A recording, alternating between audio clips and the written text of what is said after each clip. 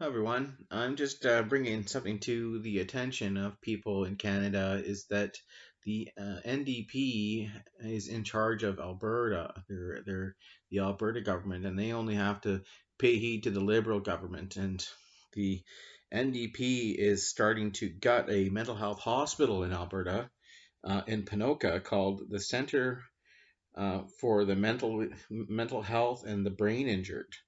And this hospital, it handles everyone who is mentally ill, who has a nervous breakdown, and it also handles people with brain injuries, who have had a car accident or a bicycle accident where they smash their head and they have to be treated. Um, some of the things that are going on in this hospital while it's being defunded, they don't have a unit for the violent offenders that come in from the courthouse. So someone commits murder, they plead that that they're not mentally fit to stand trial, and a lot of people try that to get off on easier time.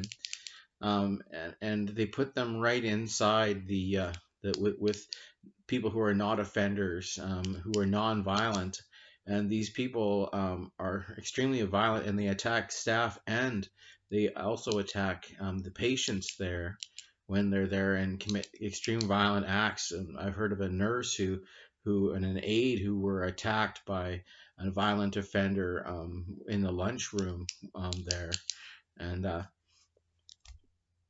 they were seriously hurt. The aide was slammed to the ground in the lunchroom and punched out until what they have is peace officers in Alberta. They don't have security guards in the hospital. They have peace officers, and they're allowed to carry batons and things. And these peace officers can be quite scary to patients because they're allowed to harm people who are mentally ill. Um, and drag them around in handcuffs and shackles and beat them with batons and pepper spray or mace. Which is very scary for a person who's mentally ill, because they can be hurt. And the drugs in there are rampant. Like, hard drugs are very easy to get. I heard about someone putting drugs in toothpaste. I forget what the drug was called, but they were sticking it in the toothpaste. It was an opioid, and the person would just have to brush their teeth to get the opioid fix. So it's been majorly defunded, and they're pulling all the money out of housekeeping, which is important during COVID to keep the hospital extremely clean. So they're defunding the cleaners to clean the hospital, and that just can't happen in the middle of COVID with the virus and everything. And they're also defunding the kitchen. They're starting to take all the money out of the kitchen, and it's already bad enough for the food is just horrendous in there, from what I understand from a friend of mine who told me about being in the Ponoka hospital. Um, and it's just not fit. And the building is over 100 years old. It was built before Canada was even Canada, and there are several hundred beds in there, and there are different wings and units. And the unit that my friend was on was called the Laurier unit, or Laurier House, Laurier Laurier house or unit. And the person was extremely scared the whole time they were there. And they're also taking people who are of a religious belief, such as Christianity. There was a girl who was Christian, and she was put into the Ponoka by a doctor who wasn't Christian and thought she was crazy for being a Christian, and she had to go before a board of doctors to prove that she was a Christian, and that is not against the law, and that is against your constitutional rights, under freedom of religion in Canada, for a doctor to, or any law officer or anyone to persecute you for your religious beliefs. It doesn't matter what religious belief it is. You have a right in Canada to freedom of religion. So they're defunding this hospital, and it's the only hospital big enough, and the only hospital they have to deal with these types of people in Alberta. And they're pulling the money out and sucking it dry and just leaving these people. Soon that hospital will just be shut down, and there won't be anywhere for them to go. There's no talk of building a new hospital. It is people are actually flown there by plane from small Alberta towns, um, by special Cessna planes. And sometimes those flights can be hours long, and the person can be sedated. They usually have to get an IV in their arm before they're shipped.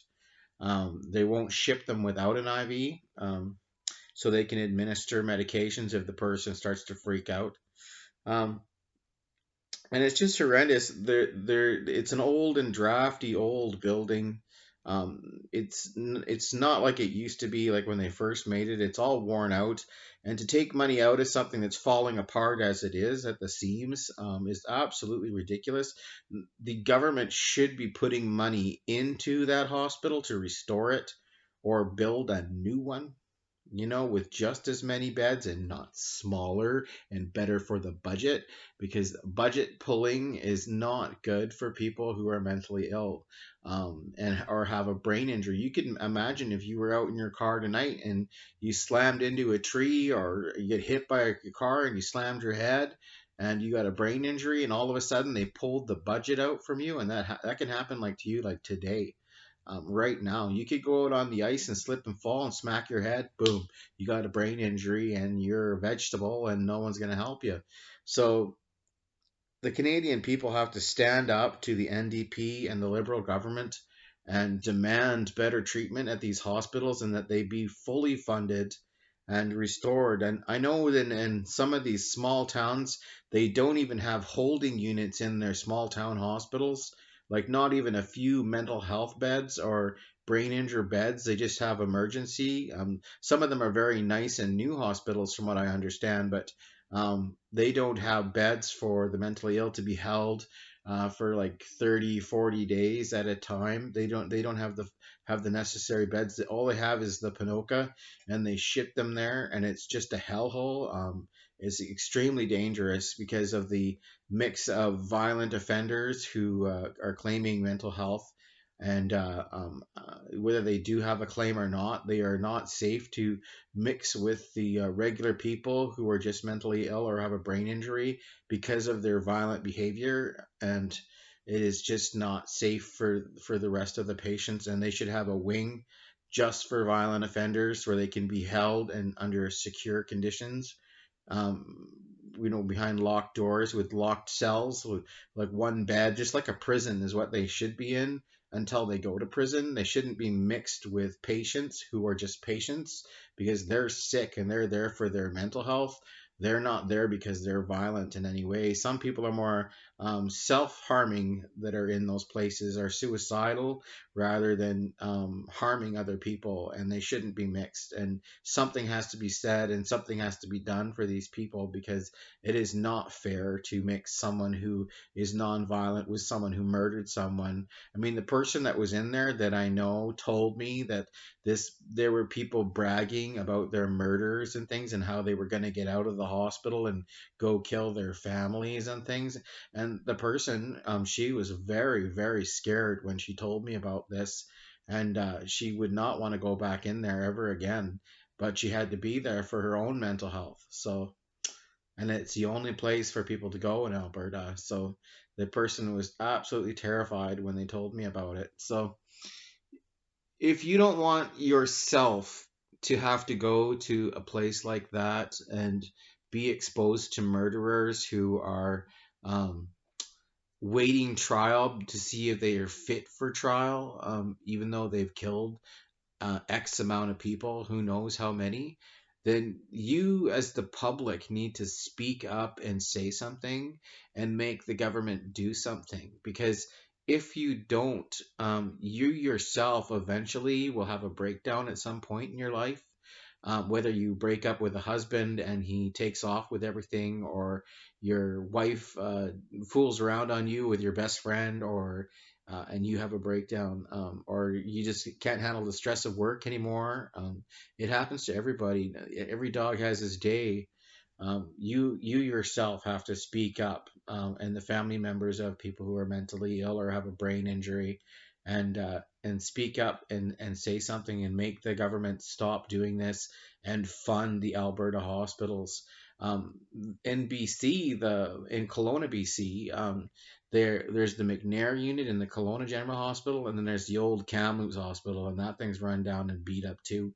As far as I know, it's not a brand new hospital, but the the defunding of these places, which are supposed to be there to help you, by the federal government as in the name of budget cuts, to is absolutely ridiculous. Because if there is no safety net for people, where are people supposed to fall in the net when they fall? Are they supposed to hit the ground at 1,000 miles an hour until they're dead? Or is there going to be help for you in the future? You're going to have to decide as the general public, whether or not you would support what I'm saying, and or would you rather that there's no safety net for you when it comes your turn? And eventually it will be your turn, so you're going to have to say something. If you support my channel, you can send a donation to the channel, or a tithe if you're a Christian, to 412 1980 Pandosy, Kelowna, BC, V1Y1S1. This address will be open for the next 5 months, and after that, it will be closed. So God bless you. Take care. Bye.